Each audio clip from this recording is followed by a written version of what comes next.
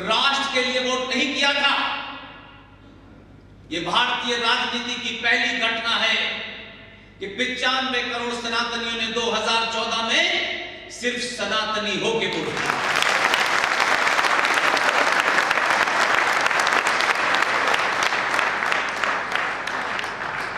यही घटना अगर पहले समझ में आ जाती तो आपके 5 साल और बर्बाद नहीं होते। लिहाजा इस वक्त मुझे एक आर्मी के चीफ हैं, वो अब हमारे बीच नहीं रहे। कई दूसरे प्लेटफॉर्म पे उनसे ऑफ द रिकॉर्ड बहुत सारी बातें होती हैं। उसमें मैं मानता हूं कि जो काम इस देश के राजनीतिक लोगों को करना चाहिए था, दलाल नेताओं ने वोट बैंक की खातिर उनमें सच बोलने की शक्ति छीन ली है। इसलिए एक आर्मी चीफ जिसका यह काम नहीं था, बाद में वो सीडीएस बने, उन्होंने अपने एक लेक्चर में यह बात कही जो बात किसी ने कहने की हिम्मत नहीं है। क्योंकि नेताओं को मजहब देख के तय करना होता है कि भीलवाड़ा में हत्या हुई है तो उसकी कीमत अलग है, और भीलवाड़ा से पहले किसी और की हत्या हुई है तो उसकी कीमत अलग है। ये हमारी और आपकी कमजोरी के कारण है, इसलिए नहीं। वो जानते हैं आपकी कमजोरी और वो जानते हैं उनकी ताकत। इसलिए स्वर्गीय जनरल रावत साहब ने, विपिन रावत साहब ने एक वाक्य बोला था, वही वाक्य मैं आपके सामने दोहराता हूं, तब शायद आपको बात समझ में आए कि ये जड़ें कितनी गहरी हैं। विपिन रावत ने एक लेक्चर में कहा कि भारत 2.5 युद्ध से ग्रस्त है। भारत के पूरब में बांग्लादेश है, चाइना है, भारत के पश्चिम में पाकिस्तान है।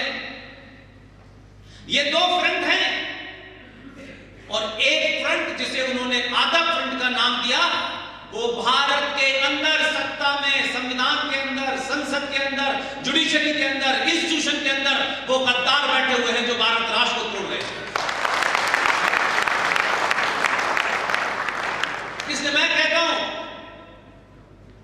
भारत की सीमाएं सुरक्षित हैं। उन सीमाओं पर लड़ने वाले लोगों को पता है कि हमारा शत्रु कौन है। उसे तो यह आदेश है कि शत्रु अगर हरकत करे तो उसको ऐसा कर देना कि जिंदगी भर हरकत न कर पाए। यह सेनाओं का आदेश है आपकी। वो पूरी निष्ठा के साथ ये करता है। वो करते वक्त ये नहीं पूछता है कि मैं ब्राह्मण हूं, कि ठाकुर हूं, कि बनिया हूं। वो ये नहीं पूछता है। लेकिन हम जब आधे युद्ध की बात करते हैं, इस आधे युद्ध को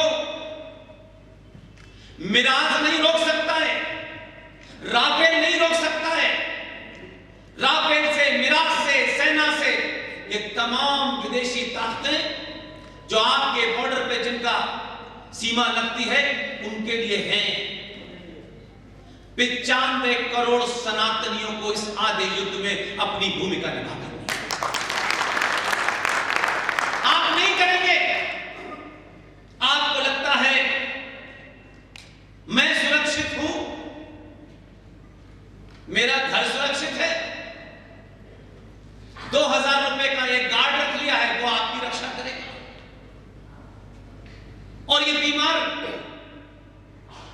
एक डरपोक और कायर समाज के कहने होते हैं, बीमार समाज सुनी सुनाई बातों को आगे बढ़ाता है। वो शत्रु को जानने की कोशिश नहीं करता, क्योंकि शत्रु को जान गया तो फिर उसके साथ प्रतिकार करने की। तो जब आप शत्रु से सामना नहीं कर सकते, उसको जवाब नहीं दे सकते, तो शत्रु का किसी तरीके से भरोसा जीतना चाहते हैं। मस्जिद जाकर के इस्लामिक जिहादियों का भरोसा नहीं जीता जा सकता। अगर इस्लाम पूरी दुनिया के लिए खतरा है, तो जमीन पे जो लोग उस खतरे को बढ़ा रहे हैं, उसकी दशा इशरत जहां जैसी होनी चाहिए। और ये युद्ध सिर्फ हथियारों से नहीं लड़ा जा रहा, ये युद्ध पिछले 50 साल से आपके बीच में रहने वाले लोग, बड़े बड़े विद्वान, बड़े बड़े आर्टिस्ट, बड़े बड़े कलाकार, कथाकार, कहानीकार, ये धीरे धीरे उसी नैरेटिव के बिके हुए दलाल हैं। और बहुत धीरे से आपको पता नहीं चलता है, आपकी मां है, बहन है, बेटी है, आपको पता ही नहीं चला कि कैसे शत्रु ने अपने उस नैरेटिव को आपके घर में डाल दिया है। क्योंकि समाज जब सत्ताओं का दलाल बनने के लिए तैयार हो जाता है, जाति के नाम पे, पार्टी के नाम पे, इस इलाके के नाम पे, उस इलाके के नाम पे, उसकी दुर्गति वही होती है। और उसकी दुर्गति का जीता जागता परिणाम है कि 2022 में आज कभी अंकिता होती है, कभी निकिता होती है, कभी श्रद्धा होती है, और हम सिर्फ फेसबुक के ऊपर 2 लाइन लिख के समाप्त कर देते हैं, फिर तीसरे घर में होती है, फिर समाप्त कर देते हैं। यही हमारी दशा होती है। इसलिए सुबह से लेकर शाम तक भाषणों से अगर राष्ट्र के अंदर, उसके बाजुओं में, अगर उसकी भुजाओं में आप वो ताकत पैदा कर सकते हैं, तो ये भाषण अच्छे हैं। लेकिन भाषण में अगर आप ये कहेंगे कि 2022 के भारत में 21 लाख लोगों की लाशों पे ये देश मिला, आप ये कहेंगे कि हम तब भी नहीं बोलेंगे। आप कश्मीर में 2500 कश्मीरी हिंदू पंडित, कश्यप ऋषि के वंशज, वो जगह जहां कश्यप ऋषि के उस धरती पर सनातन के कई ग्रंथ लिखे गए, पंचतंत्र की कहानियां लिखी गई, अगर 2500 मां बहनों का रेप और मर्डर से भी आपकी आत्मा 1990 में नहीं जागती है, तो फिर आपको कोई नहीं चला सकता। कौन पार्टी थी, कौन पार्टी नहीं थी, यह महत्व नहीं है।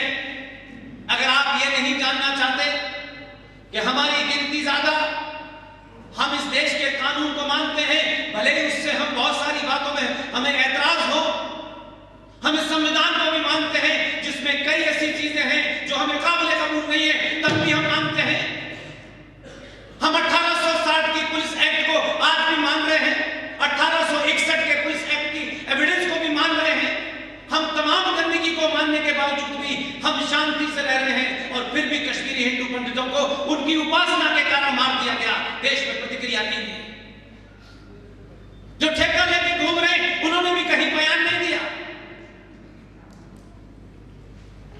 कैसे कुछ ताकतों की इतनी हिम्मत बढ़ जाती है कि आप ही के देश में मजहब के नाम पर यह देश बटा, और उसके बटने के बाद फिर 50 साल के बाद वही रहा। 30% जमीन दी, लाखों लोगों की लाशों में ये बना, लेकिन सिलसिला तो रुक नहीं रहा है। अब कुछ महामूर्ख संगठन चलाने वाले कहते हैं कि भाई अभी इतने हैं, अब क्या होगा। यही बात तो 47 में कह रहे थे आप। इसलिए आज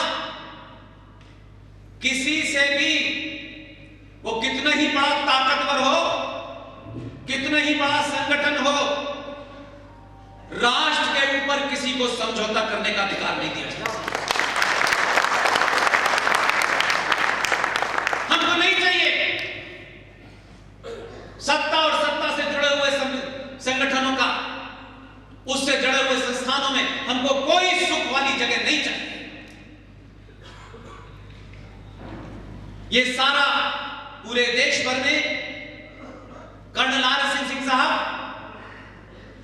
सुशील पंडित, ललित अंबरदार, अंकुर शर्मा, प्रोफेसर कपिल कुमार, प्रोफेसर पवन सिन्हा, प्रोफेसर रंगनाथन, साईं दीपक, जरा हर एक का कैरियर उठा के देख लीजिएगा, सबके ब्रिलियंट कैरियर हैं। किसी संगठन से कोई लेना देना नहीं है। सबने अपना कार्य क्षेत्र चुना और मैं जिस वक्त यहां हूं, हमारी ही टीम के 5 सदस्य किसी देश के अलग अलग कोने में भाषण दे रहे हैं। हम में से किसी के मूल में किसी किस्म का भी सुख प्राप्ति की कोई मनोकामना नहीं है। हम सार्वजनिक मंचों से कितनी भी बड़ी ताकत हो, हमको नहीं डरा सकते। कोई पैदा ही नहीं हुआ है जो किसी सनातनी को डरा सके, अगर आप सच्चे सनातनी हैं। इसलिए मैं 26/11 के बारे में, उस घटना के बारे में बहुत कुछ लंबा बोल सकता हूं। ये सिर्फ मैंने इसलिए बोला कि इसी के चलते कर्नल RSN सिंह साहब ने आज के युवाओं के लिए फैक्ट पे, तथ्यों के साथ एक किताब लिखी और उस किताब में हमने कोशिश की कि कैसे ये एंटी नेशनल्स कैसे कैसे मुखौटों में आते हैं, किस तरीके से नैरेटिव क्रिएट करते हैं, फिर टेलीविजन का एक बहुत बड़ा वर्ग उस नैरेटिव को आगे बढ़ाता है और फिर कोर्ट में बैठने वाले लोग उस नैरेटिव के बारे में ज्ञान देने लगते हैं। बुरा मत मानिएगा अगर कोई कोट पहनने वाला यहां मौजूद है। मेरी किसी से निजी कोई दुश्मनी नहीं है, न किसी के भावनाओं को ठेस पहुंचाना है। भारत की जुडिशरी वो तय करती है, क्योंकि आप चुप हैं। आपके राष्ट्र की मर्यादाओं को, मान्यताओं को, उन परंपराओं को, जिन लोगों को उसमें दखल देना चाहिए, जिनका आखिरी शब्द होना चाहिए, वो संस्था भी बहुत सारे दलालों ने पॉल्यूटेड कर दी है। इसलिए अगर कोई कानून खराब है, बुरा है, तो यह सरकार का काम है, हमारा काम नहीं है। इसलिए अपने डिस्कोर्स में बार बार कहता हूं, देश और राष्ट्र 2 चीजें हैं। वैसे ही ये दोनों चीजें हैं जैसे कुछ चीजों के बारे में एक गलतफहमी है। शिक्षा और ज्ञान 2 अलग अलग चीजें हैं। शिक्षा आपको स्कूल में मिलेगी, यूनिवर्सिटी में मिलेगी, ज्ञान मंदिर में मिलेगा। क्योंकि वहां जो पुजारी है उसको इस सोच के अपॉइंटमेंट नहीं किया गया है कि फिजिक्स में टॉपर था, कि ये वेदों का टॉपर था, इसलिए नहीं किया गया है। इसलिए किया गया है कि वो उस विषय के बारे में जानता है। इसलिए हमारी राष्ट्र में जब भी कोई विवाद किसी चीज पे हो सकता है, हम दुनिया की सबसे पुरानी सभ्यता है, न हमसे पहले कोई सभ्यता आई, न उससे पहले बाद में कोई सभ्यता आई, बाद में सब लुटेरे आए, सभ्यता कभी नहीं आई।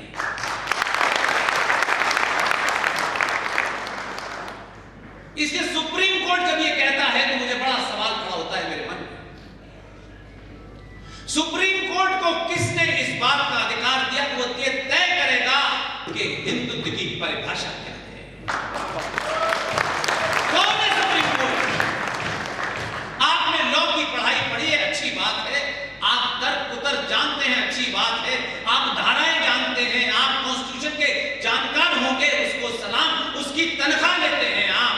भारत राष्ट्र की परंपराओं पे कोई ज्ञान देने की आपको कोई इजाजत नहीं, कोई इजाजत। और क्योंकि आप चुप थे, क्योंकि आप अपनी अपनी ढपली और अपने अपने राग में व्यस्त हैं, ये सोचते हैं कि आज मेरे लिए ये अच्छा है तो ठीक है, उसके लिए नहीं है तो मैं क्या करूं। इसी कारण से जब जब भारतीय परंपराओं और आस्थाओं को सुप्रीम कोर्ट के माध्यम से जब चोट पहुंची तो आपने सवाल नहीं खड़ा किया गया, क्योंकि आपको लगता था ये हमारा काम थोड़े नहीं है, वही सब कुछ है, परमेश्वर है, जो वो कर देंगे हम वो मानने लगेंगे। और इस पे चुप्पी इतनी आगे बढ़ी कि एक दिन भारत की सुप्रीम कोर्ट को, जिस कोर्ट में ज्यादातर भाषा और एग्जाम्पल और मिसालें विदेशों की दी जाती हो, वही सुप्रीम कोर्ट केरल के अंदर सबरीमला मंदिर के अंदर जेंडर जस्टिस के ऊपर पिटीशन सुन लेती है। भगवान राम है या नहीं है उस पिटीशन को एक्सेप्ट कर लेते हैं, इसलिए कि आप अपने स्वार्थों के कारण बोलते नहीं बोलते। बोलने का यह मतलब नहीं है कि सुप्रीम कोर्ट का घेराव करना है। इस आजाद भारत में अपनी बात को तथ्यों के साथ रखने का सबको अधिकार है। सबरीमला में जेंडर जस्टिस नहीं है तो सबरीमला में जेंडर जस्टिस की बड़ी चिंता थी इस देश के कुछ विद्वानों को, वकीलों को, राजनीतिकों को और कुछ दलालों को। सारा का सारा महिलाओं के साथ पुरुषों के जो अधिकार हैं वो सिर्फ सबरीमला में हनन हो रहे थे और सब जगह ठीक थी, क्योंकि जब कौमें एक लंबे समय तक मन मस्तिष्क में अपने पिता, अपनी मां, उसके संस्कार, पिता के संस्कार, घर के संस्कार, कुनबे के संस्कार, समाज के संस्कार और राष्ट्र के संस्कारों के प्रति हीन भावना भर दी जाती है, उसे हजारों साल तक गुलाम बनाए रखा जा सकता है। आप अपनी हर चीज में आपको हीन भावना है, कपड़ों पे है, मां के पैर छूने तक पे आपको हीन भावना है। कहां से चले थे कहां आ गए कि आज हमारा बाप, मेरा पिता अगर रिक्शा चलाता है तो हम अपने दोस्तों से उसके बारे में बताते नहीं। हाँ, हमारा पिता मोहल्ले का एमएलए है तो रोज पोस्टर छापते हैं। पिता पिता है, मां मां है, वो किसी के बर्तन धोती है तो भी मां है, रिक्शा चलाता है तब भी मां है।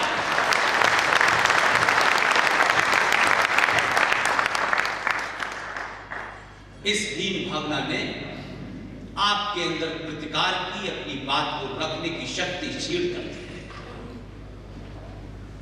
कहीं आपकी बात से कोई नाखुश ना हो जाए, कहीं उसको बुरा ना लग जाए। ये स्थिति इतनी दूर तक आ चुकी है कि आज हम हर जगह जाने से पहले सोचते हैं तिलक लगाएं कि नहीं लगाएं, हम धोती पहन, जो भी है, मैं कहता हूं जो आपको अच्छा लगता है उसको पूरी ताकत से करिए। कोई नाराज होगा, एहसान भाई की थोड़ा सा तकलीफ होगी, चवन्नी का व्यापार घाटे में चला जाएगा। जब समाज इसके बीच में जीता है तो ना आपका व्यापार बचता है, न राष्ट्र बचता है। और फिर आप सिर्फ इस धरती पर उस जानवर की तरह हो जाते हैं जो कहीं भी खा लेता है, कहीं भी सो जाता है, कोई भी पत्थर मार के भगा देता है, इससे ज्यादा हमारी औकात है। इसी कारण 2022 के भारत में गली गली, शहर शहर लोग अपनी जान बचाने के लिए, इसी भारत में हजारों ऐसी जगह हैं कि मां अपनी बेटी को स्कूल भेजते वक्त जब तक वो लौट नहीं आती है, उसकी धुक धुकी बजती रहती है। और हमने, हमारे पुरुषों ने उस समस्या का समाधान खोजने की जगह एक पलायनवादी रास्ता निकाल लिया है।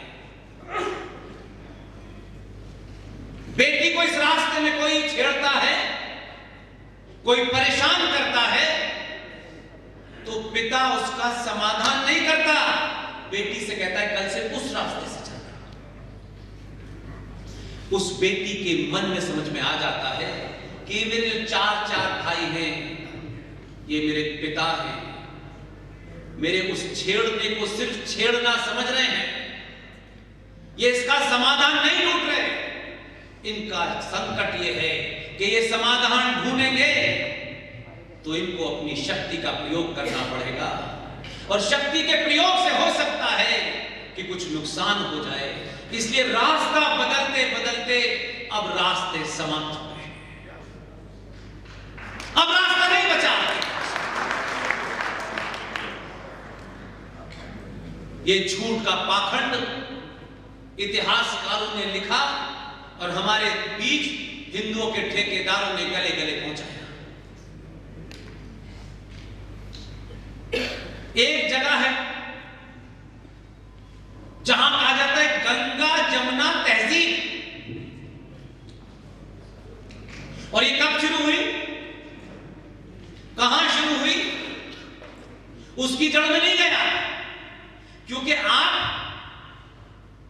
कायर हैं, आपको कायर बनाया गया, तो आप हमेशा वो रास्ता ढूंढते हैं जहां से शत्रु का सामना न करना पड़े। तो उन्हीं नैरेटिव को आप कैसे चलाते हैं, हम तो सदियों से साथ रह रहे थे। कोई सदी बताए मुझे, किस सदी में साथ रह रहे थे? अगर सदी में साथ रह रहे थे तो ब्राह्मणों के तन से रोज टनों जनेऊ किसके काटे जा रहे थे, किसके काटे जा रहे थे? जजिया के नाम पर कन्वर्जन किसका किया जा रहा था? फिर इस राजस्थान की शूरवीरों की धरती पर हजारों लाखों महिलाओं को अपनी इज्जत बचाने के लिए हवन कुंडों में क्यों कूदना पड़ा? ये नहीं बताएंगे, क्योंकि ये बताएंगे तो हमको अपने मर्द होने का एहसास होगा, और मर्द होंगे तो अगर हम जो काम नहीं कर पाएंगे तो पता चल जाएगा कि हम मर्द नहीं हैं, हम एक जिंदा लाश हैं जो महंगे कपड़े और महंगी गाड़ी में घूम रहे हैं। इसलिए उस इलाहाबाद जहां ये गंगा जमुना तहजीब का नौटंकी हुई, और एक आदमी जिसका नाम अकबर था, क्योंकि अकबर ने अपनी ताकत से, क्योंकि आपने फिल्मों के माध्यम से इतिहास पढ़ा है, आपने सच किताबों के माध्यम से इतिहास पढ़ा होता तो आप कंफ्यूज नहीं होते, क्योंकि आपके जीवन का सारा नैरेटिव फिल्म तय कर रहे हैं। आधुनिक भारत की बेटियां, मेरी बहनें, इस फिल्म के कारण ही वो ये समझती है कि तैमूर की अम्मी ही खूबसूरती की निशानी है। हम समझ बैठे हैं, जो समाज फिल्मों में और किसी विज्ञापन में 12-12 घंटे का मेकअप कराने के बाद 40 सेकंड के विज्ञापन से अपने जीवन को जब समानांतर खड़ा करते हैं, वो मिट जाते हैं। हम विज्ञापन देख के सामान खरीदते हैं, सामान नहीं देखते जो उससे हमें लगे। विज्ञापन में बेचने वाले को देखते हैं, वो बदसूरत के ऊपर क्रीम पाउडर लगा करके उसको अच्छा बना देते हैं, हम यही लेंगे, क्योंकि यही लगा के तो वो खूबसूरत हुई थी। जाके मुंबई में देखें, शक्ल देख के डर लग जाएगा। आपके साथ में दूसरे भी समाज है, वो ऐसा नहीं सोचते, लेकिन आप भी सोचते हैं। इसलिए सबरीमला के अंदर सुप्रीम कोर्ट को जेंडर जस्टिस की बहुत चिंता थी। यह काम हमारे समाज के वो लोग जिसपे उनका अध्ययन है, जो उनका कार्य क्षेत्र है, उनको बोलना चाहिए था। जिन्होंने हमारी संस्कृति की, हमारे शास्त्रों का अध्ययन किया है, उनको बोलना चाहिए था, वो नहीं बोले। वो हमेशा ऐसे वाइटल समय पे जब उनकी जरूरत होती है वो नहीं बोलते। इसलिए शत्रु अपना एजेंडा नाफिज कर देता है। सबरीमला के बारे में कई जगह बोला मैं, आज फिर बोलूं। राजस्थान की धरती पर यहां ज्यादा जरूरी है। उत्तर प्रदेश वालों की समझ में आ गया, उन्होंने 17 और 22 में गलती नहीं की, गलती आपने की।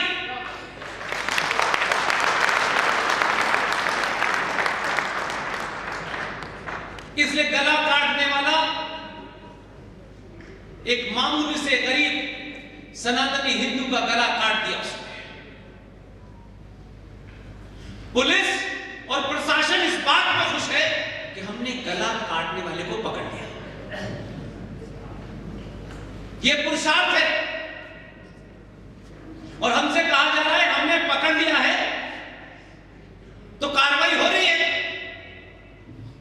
एक मिसाल बताते हैं, 50 साल की एक मिसाल बता दें जहां कभी कोर्ट ने भी कहा हो कि इस पे फास्ट ट्रैक काम होना चाहिए।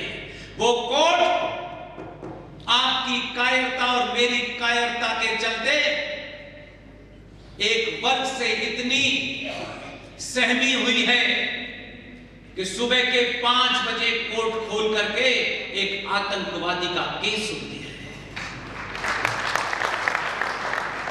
इस देश में कोई ऐसी घटना हुई नहीं कि जिसके लिए रात के 5 बजे कोर्ट खुलना चाहिए था, नहीं, क्योंकि आपके पास तो धैर्य ही धैर्य है, क्योंकि आपका धैर्य तो समुद्र की तरह है, ये बताया गया। ये सिर्फ शेरो शायरी में अच्छा लगता है।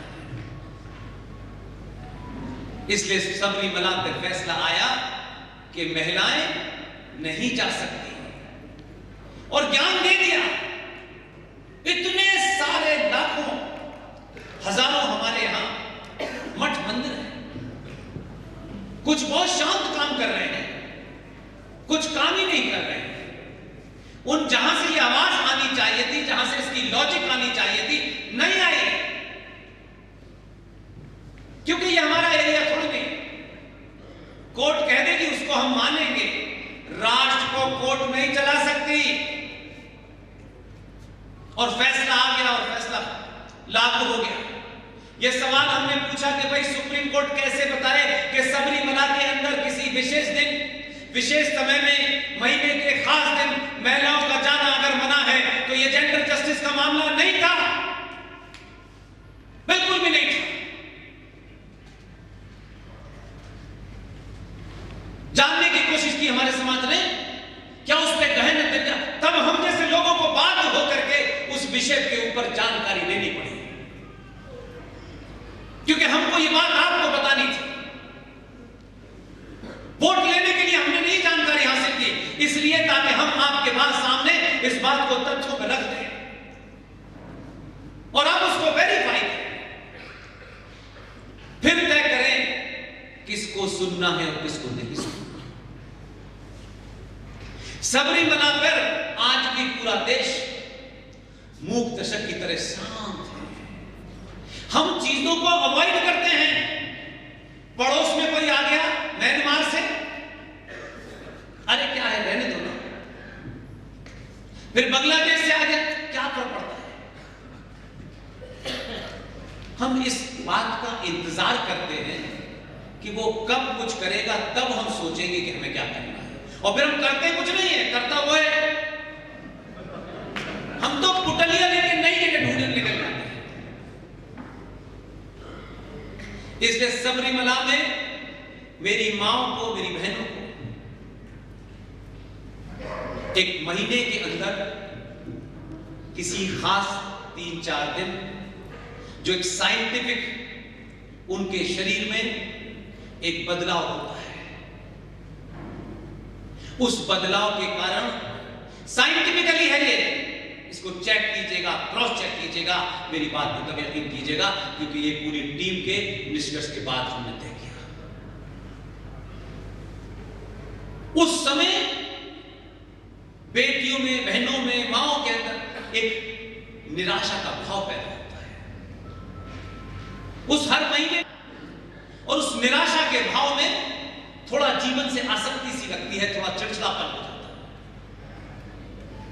और उस चिड़चिड़ेपन के दौरान ही उस मंदिर में महिलाओं का जाना मना है।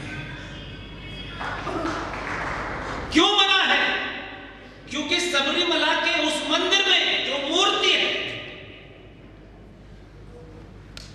क्योंकि आपके जो भी इस क्षेत्र के एक्सपर्ट हैं, अगर उन्होंने आपको ये बता दिया होता कि ये जो मंदिर है जिसपे संसद में नेताओं ने मिलकर सनातन को बेच दिया, सौदा कर लिया। मैं आज के दौर के मंदिरों के बारे में नहीं जानता, जितने भी अनादि काल से जो मंदिर बने हुए हैं, एक भी मंदिर सिर्फ इसलिए नहीं बना है कि उस पे पूजा होगी और प्रसाद चढ़ेगा। इस सभा में बहुत से युवा बेटे बेटियां बैठे हैं। हर मंदिर के पीछे शुद्ध साइंस है। उस मंदिर में मूर्ति की प्रतिष्ठा ऐसे नहीं होती जैसे आजकल हो जाती है। सबरीमला जहां है वहां कुल मिलाकर के 5 और मंदिर हैं। जानते हैं वो मंदिर हजारों साल पुराने, उन मंदिरों की साइंटिफिक वैल्यू है। इसलिए सबरीमला के जिस मंदिर में महिलाओं का जाना महीने के उन खास दिनों में मना है, इसलिए मना है कि उस मूर्ति से जो रेस निकलती है, उस मूर्ति की रेस हमारी बेटियों और महिलाओं, बहनों, माओं के शरीर पे जब वो पड़ेगी तो वो आसक्ति, वो डिप्रेशन बढ़ जाता है और उससे सुसाइडल टेंडेंसी पैदा हो जाती है। इसके कारण महिलाओं का उस समय पे जाना मना है।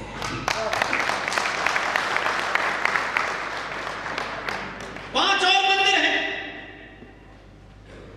किसी ने बोला कि एक मंदिर में पुरुषों का जाना मना है खास समय पर, वहां भी जेंडर जस्टिस हुआ। विदेशी ताकतें और उनके पैसे पे चलने वाले हजारों एनजीओ जो डेमोक्रेसी के नाम पे, फ्रीडम स्पीच के नाम पर, रूढ़िवाद के नाम पर, जो सनातन का सा नहीं जानते कि सनातन है क्या, जो ये समझते हैं कि 5 बार चिल्लाने से वो सुन लेता है।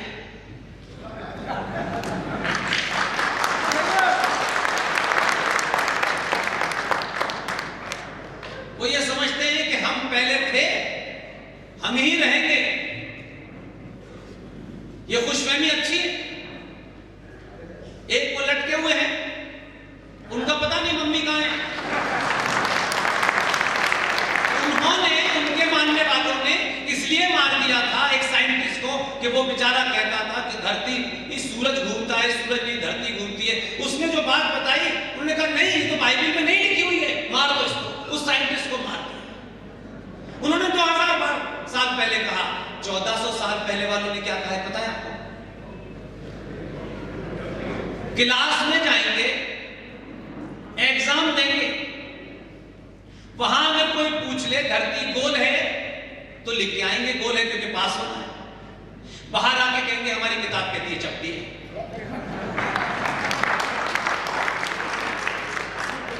ये चपटी के कारण मार रहे हैं, वो घूमने के कारण मार रहे हैं।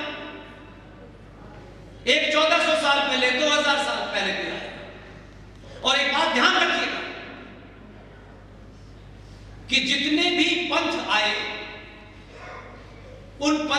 कोई ना कोई किताब है। वो किताब के आने की डेट है 2000 साल पहले आए, फिर 1400 साल पहले आया, और उनके उस सेक्ट को या उस मजहब को मानने वाले कोई रहनुमा भी आया, ईसा मसीह आए। उनके पैदा होने की डेट है, उनके मरने की डेट है। 1400 साल पहले प्रॉफिट मोहम्मद आए, उनके पैदा होने की डेट है, उनके जाने की डेट है कि नहीं? तो मुझे बताइए, सनातन के आने की कोई डेट है? सनातन का कोई रहनुमा है? मेरे भाई, प्रकृति का नियम है, जो पैदा हुआ है उसकी मृत्यु निश्चित है।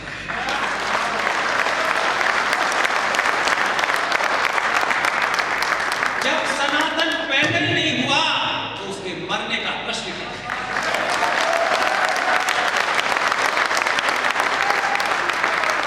इसलिए सनातन के मानने वालों, सनातन में जो यकीन रखता है, हम सनातनी हैं, और सनातन क्या कहता है? इसलिए मैंने अपने पहले ही बातचीत में कहा, सनातन का आज की डेट में अगर आप ट्रांसलेशन करेंगे तो साइंस होगा। ये साइंस बताने वाले भी बहुत बाद में आए, इसलिए हमारे यहां 5 तत्वों का महत्व है। ये 5 तत्व, चाहे वो सूरज हो, आकाश हो, पृथ्वी हो, वायु हो, ये जल हो, ये 5 तत्व से मेरा और आपका शरीर बना है, और इन्हीं 5 तत्वों से ये ब्रह्मांड बना है। मैंने इसीलिए कहा कि जिन लोगों को इस बात को बता करके आज समाज में उनको जागरूक करना था, अगर किसी कालखंड में कोई पागल इस्लामिक जिहादी आया था जिसने नालंदा की लाइब्रेरी में आग लगाई, 2.5 महीने तक वो किताबें चलती रही, क्योंकि उनको लगता था कि अब एक किताब ऊपर से आ गई है, आसमानी किताब कहते हैं, बिना कॉरियर के आई है, कॉरियर कंपनी बताते नहीं है, इसलिए सारी किताबों में आग लगा दी। इस कालखंड के कारण आपको बीच में गैप हो गया, और आपको तरह तरह की कहानी किससे लोगों ने समझाए, और आप उसी को सनातन समझने बैठे। ये मंदिर जितने भी हैं, ये मेरी और आपकी आस्था के केंद्र हैं। इन मंदिरों में ताला नहीं लगता था कभी भी। लोग जो चढ़ाते सोना आते थे, पैसे आते थे, उससे समाज का काम होता था, उसके लिए कभी ताला नहीं लगता था, क्योंकि हमारे यहां चोरी का शब्द ही नहीं था। हमारे साहित्य में अगर यहां कोई विद्वान बैठा हो तो यहां खड़े होकर के भी और बाद में भी जैसी आपकी इच्छा हो मुझे टोक दीजिएगा। हमारे साहित्य में तलाक नाम का कोई शब्द ही नहीं है, तलाक का पैरेलल शब्द ही नहीं है, क्योंकि हमारे यहां शादी 7 जन्मों का रिश्ता था। ये तलाक, ये डाइवोर्स हमारे शब्द नहीं थे, इसलिए कि इसका कोई इमेजिनेशन और कंसेप्ट नहीं था। ऐसे ही एक शब्द है आजकल बहुत हो रहा है, गली गली हो रहा है, रेप अंग्रेजी में कहते हैं, हिंदी में उसको बताया गया है बलात्कार। ये शब्द हमारे साहित्य का नहीं था, ये कंसेप्ट था ही नहीं हमारे यहां, इसलिए वो शब्द हमारे साहित्य में अवेलेबल नहीं है। इसी तरीके से हमने बहुत सारे शब्द, जब कुछ लोग आए जिनकी संस्कृति के अंदर यही था, यही है, स्थापित कर दिया, पढ़ाया गया कि राजा राममोहन राय ने बहुत सारे सामाजिक सुधार किए, घूंघट को खिलाफ जंग लड़ी, कैसा नरेटिव बनाया है। भारतीय महिलाएं घूंघट करती थी, खासतौर से राजस्थान में इसका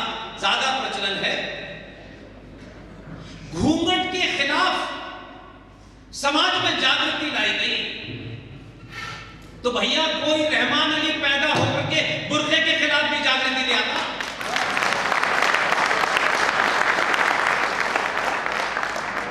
बुर्का अच्छी प्रथा थी, आज तो लोग मारे जा रहे हैं, मर रहे हैं। हम हिजाब पहनेंगे, इसकी बीमारी है।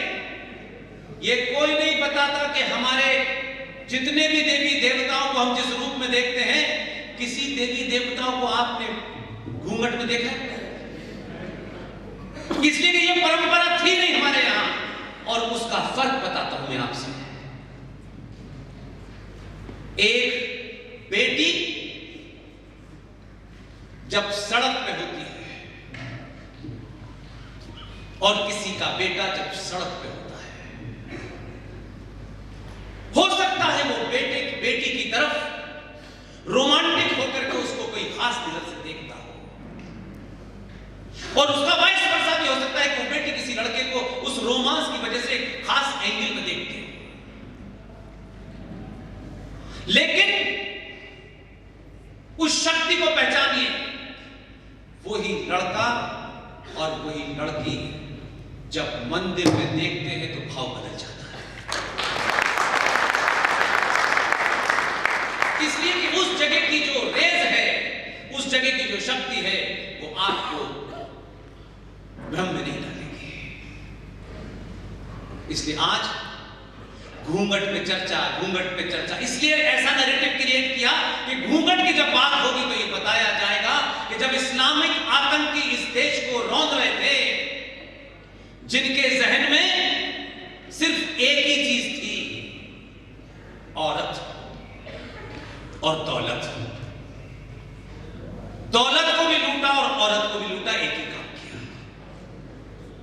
उन लोगों की निगाह से बचने के लिए हमारी माओ ने मुंह को ढका।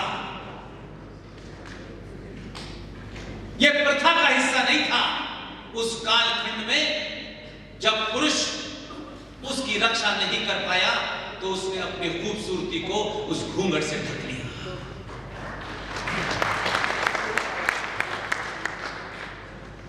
इसलिए आज आप जिन परिस्थितियों में खड़े हैं, उसके बारे में मैं जो लोग लीगल प्रोफेशन से बैठे हों, उनसे चाहता हूं जोर से सुने मेरी इस बात को, क्योंकि आज 26 नवंबर है, संविधान का दिन है। इस संविधान के बारे में लोग बोलने से डरते हैं। मैं तो एक बात समझ नहीं पाया आज तक, अगर आपकी बात तथ्यों पे, तर्कों पे सच है, तो दुनिया की कोई कोर्ट आपको डरा नहीं सकती, कोई कोर्ट नहीं डरा सकती। ये कंटेम्प्ट का खेल हमने देखा है। ताकतवर कंटेम्प्ट कोर्ट करने वालों को जूते की नोक में रखते हैं। जब इस देश के प्रधानमंत्री ने कहा मेरे जज हैं ये फैसला क्या देंगे मुझे पता है, तब कंटेम्प्ट नहीं चला। आजकल कुछ लोग कंटेम्प्ट से डराते हैं।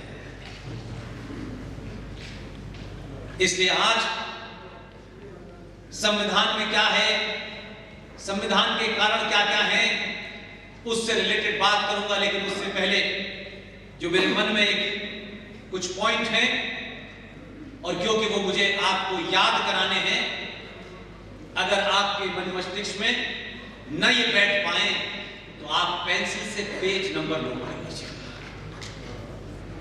और इसलिए चाहता हूं कि आप जब भी बोले, सभा करोड़ों की और एक की हो, आपकी वाणी में किसी किस्म का डर नहीं आना चाहिए। मुसलमान देशभक्त नहीं होते।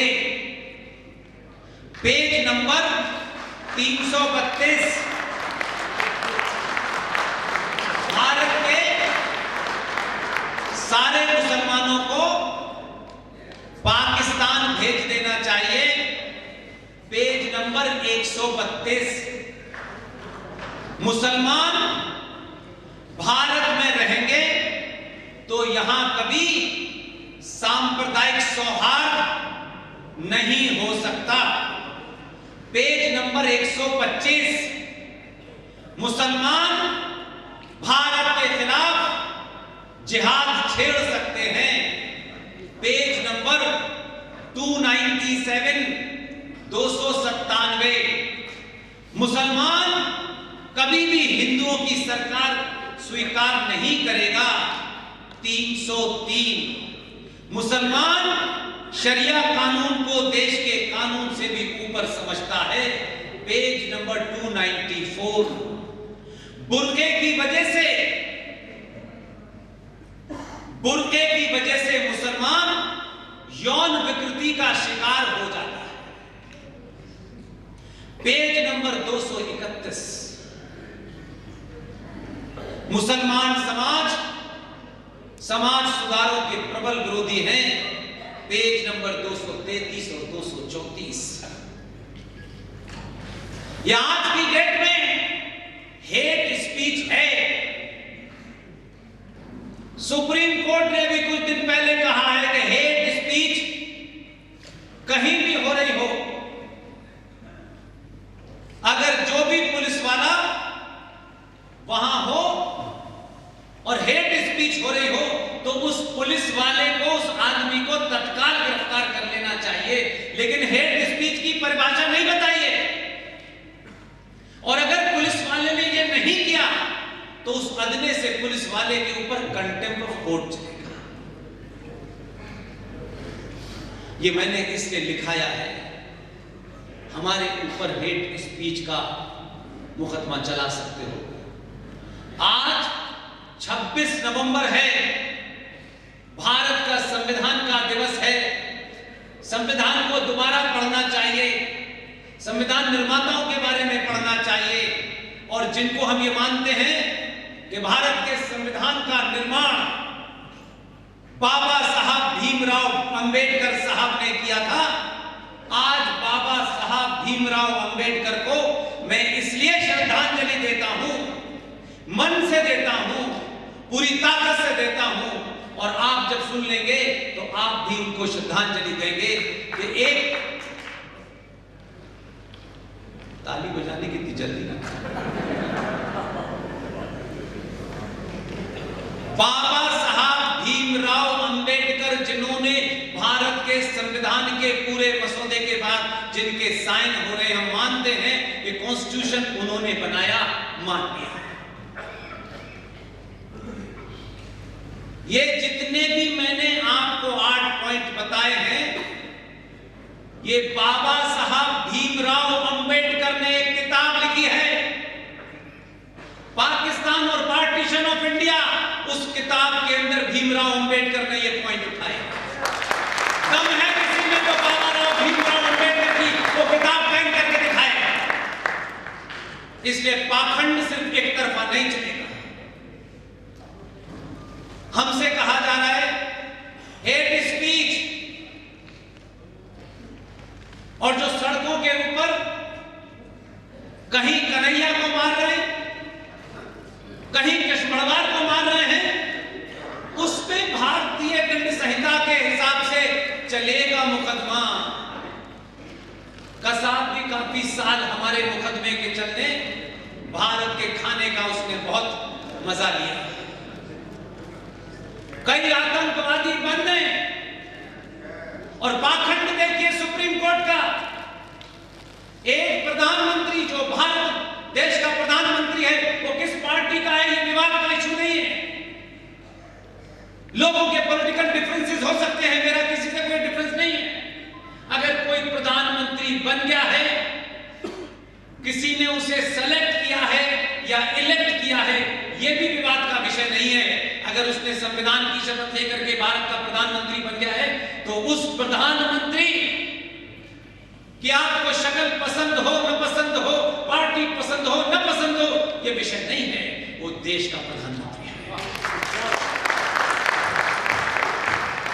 अगर उस प्रधानमंत्री को कुछ विदेशी ताकतों के साजिश के चलते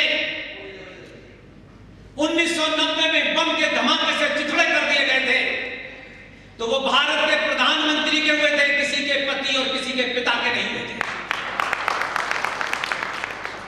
वो किसी न किसी का पति हो सकता है, किसी का भाई हो सकता है, लेकिन कमाल है भारत में, पूरी दुनिया में इस्लाम सबसे ज्यादा पीड़ित हैं हम लोग। उस देश में महामहिम जज साहबों को लगता है और क्या तर्क दिया है कि राजीव गांधी के हत्यारे, उन्होंने जेल में बहुत अच्छा व्यवहार था उनका, जैसे इन्होंने वहां कोई क्लास मॉनिटर नियुक्त कर रखा था, इनको छोड़ देना चाहिए। ये भारत देश के खिलाफ चुनौती गद्दारी है। आप उन ताकतों को जो भारत को तोड़ने के लिए दुनिया में जहां जहां षड्यंत्र कर रहे हैं, उनको यह मैसेज देना चाहते हैं कि अगर आप प्रधानमंत्री को मार भी दें और पकड़े भी जाएं तो 20-30 साल के बाद छूट सकते हैं। ये पाखंड नहीं चलेगा। कुछ लोगों का मुंह नहीं खुल रहा है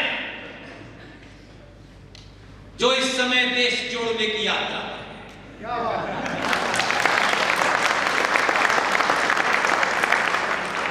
देश के प्रधानमंत्री की हत्या हुई थी, जिसे आप जोड़ने की बात कर रहे हैं। जिन्होंने हत्या की है वो जेल से बाहर आ गए हैं। आपकी बहन और आपकी माता जी उससे मिलने गए थे। किस लिए? ये देश को पता होना चाहिए। आप खुद भारत और चाइना के बीच में डोकलाम का क्राइसिस था, रात के अंधेरे में आप चाइना की एम्बेसी में क्या करने गए थे, ये भी देश को बताना चाहिए। इसलिए कोर्ट से मेरा कहना है, अच्छे व्यवहार के कारण भारत देश की प्रभुसत्ता को तोड़ने वाली ताकतों को आपने आजाद कर दिया और आपकी चुप्पी, आपकी इग्नोरेंस, क्योंकि आपको अपनों पे गर्व नहीं होता। दूसरे की तारीफ आप इसलिए करते हैं कि हमें दूसरा महान कहेगा। आप अपने बच्चों की तारीफ नहीं करते, अपनी बेटी की तारीफ नहीं करते, अपने पड़ोसी की तारीफ नहीं करते, अपने परिवार की तारीफ नहीं करते। ये बीमारी जड़ कर गई। सुप्रीम कोर्ट ने राजीव गांधी के हत्यारों को छोड़ने का आदेश दिया है, लेकिन इस देश में एक गरीब परिवार का बेटा, उसे ऐसा लगा कि लुटेरों का एक देश है, उनकी टोटल पॉपुलेशन 2,25,00,000 है और जमीन भारत से 3 गुना है। उस देश से एक पति पत्नी भारत आए और उनको भारत में किसके तहत, किन ताकतों के तहत उड़ीसा में उन्होंने अपना घर बनाया और वो पति पत्नी भारत के भोले भाले आदिवासियों को झूठे जादू टोने दिखा करके, यीशु मसीह का गुणगान करके कि सारे दर्द यही हर लेते हैं, उनका आपने मतांतरण किया। उन मतांतर करने वालों के खिलाफ वहां के समाज ने थोड़ा बहुत रेजिस्टेंस किया, लेकिन आपने उनको चुप करा दिया। हमारी और आपकी तरह कोई एक पागल दीवाना होगा जिसको इस बात की चिंता नहीं होगी। हाँ, उसके मन में ये जरूर रहा होगा, जो आज वो निराशा के उसमें होगा कि जब मैं ये करूंगा तो 95 करोड़ में से 5 लोग भी इस बात को अगर याद रखेंगे तो मेरा ये कार्य अमर हो जाएगा। एक आदमी उठा, उसको लगा कि ये आदिवासी जिनको कुछ पता नहीं है, ये मां शबरी के वंशज है, इनको 5 रुपए का एक बिस्किट का पैकेट ग्लूकोज का, जो आजकल हिंदू धनाढ्य लोग अपनी गाड़ी में ड्राइवर की सीट पर रखते हैं किसी कुत्ते को देने के लिए। हम महान हो गए हैं, हमें वो बच्चा सड़क पे नंगा नजर नहीं आता, लेकिन कुत्ते को दिखा करके बताना है how much we are care for dogs. उस आदमी ने मतांतरण करने वाले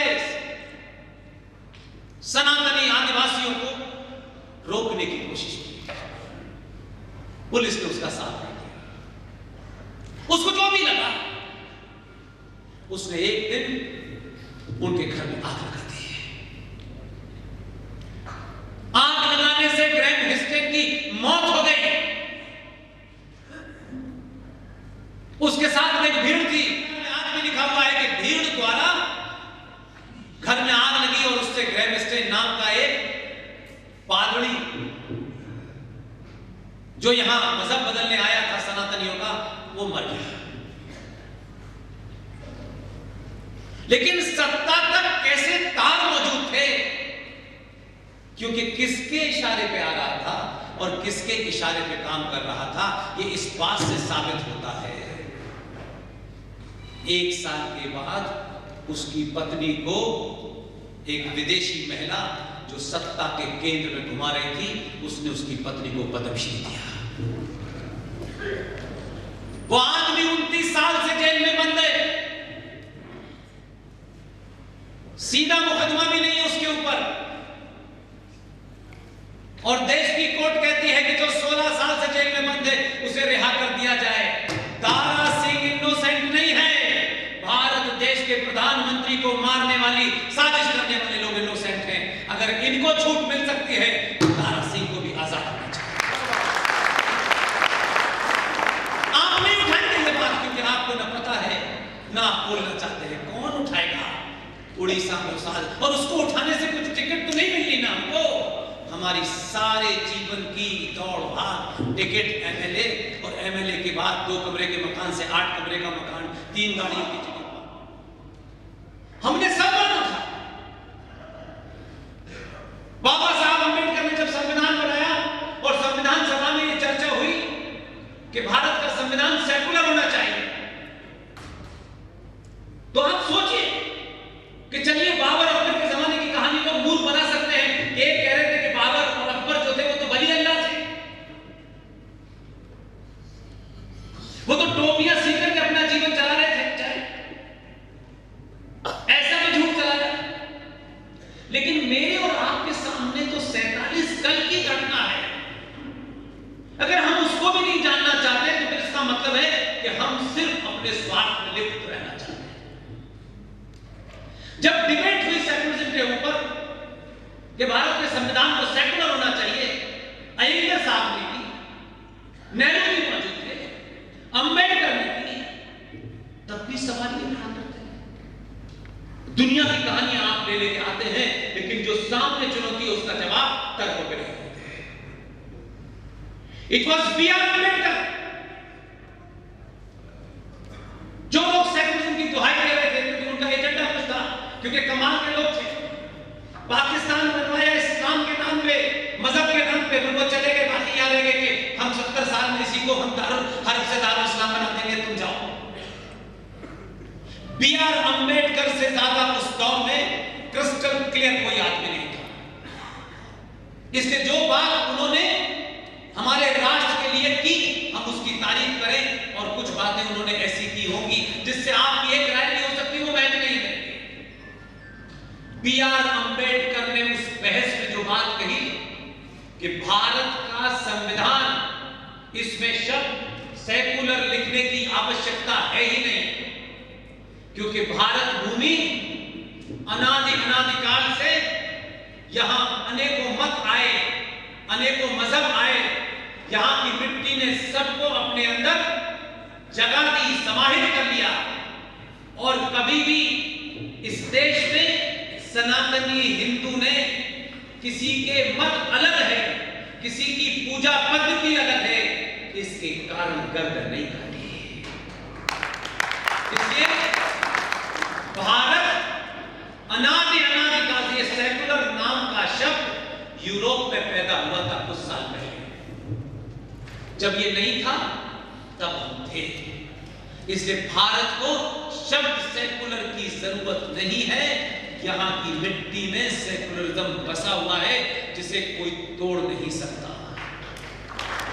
लेकिन कमाल देखिए, उन्हीं बाबा साहब अम्बेडकर के संविधान के समय जो लोग थे, उन्हीं के वंशजों को मात्र 34 साल के अंदर विदेशी ताकतों के दबाव में, क्योंकि आपकी पार्लियामेंट में ये शब्द मैं नहीं कह रहा, मैं कोई दावा ऐसा नहीं करता जो मेरे पास ना हो। रूस की, यूएसएसआर की जो खुफिया एजेंसी है केजीबी, उसके पूर्व डायरेक्टर की किताब में लिखा हुआ है कि भारत की संसद में 35 लोग हमारे पेरोल पे थे। ये उसी दौर की बात है जब यकायक यूरोप की इस परिकल्पना को लेकर के श्रीमती इंदिरा गांधी को बाबा साहब बी.आर. अंबेडकर का संविधान 1950 में जो लागू हुआ था, आज के दिन मात्र 24 साल में कम्युनल लगने लगा। और उन्होंने कहा कि भारत के प्रियम्बल के अंदर 42वें संशोधन को ध्यान में रखते हुए जब देश के तमाम बड़े नेता जेल में थे, एक साजिशन, क्योंकि केजीबी के दबाव में थे, क्योंकि उसने मदद की थी सत्ता पर लाने के लिए, इसलिए लाल बहादुर शास्त्री की हत्या की बुद्धि आज तक नहीं सोची। कोई पोस्टमार्टम नहीं हुआ, कोई रिपोर्ट नहीं आई। उन्हीं के कहने पर भारत के प्रियम्बल में सोशलिज्म और सेकुलरिज्म शब्द जोड़ा गया। और उससे बड़ा जघन्य अपराध ये हुआ, क्योंकि उसका थोड़ा सा गवाह मैं इसलिए हूं कि जब ये सब बात चल रही थी तो उसका हिंदी ट्रांसलेशन करना,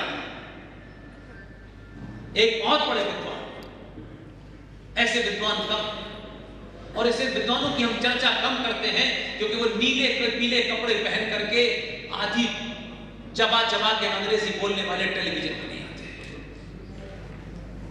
उस विद्वान को इंदिरा गांधी ने जब काम कहा तो उस विद्वान ने 2 शब्दों में साफ साफ कहा, सेकुलर शब्द यूरोप के लिए था, क्योंकि यूरोप में राजा जब राजा की कुर्सी पे बैठता था तो चर्च से डायरेक्शन लेता था, चर्च उसे निर्धारित करता था, राजा का सारा मामला चर्च तय करता था कि ये ठीक है, ये ठीक नहीं है।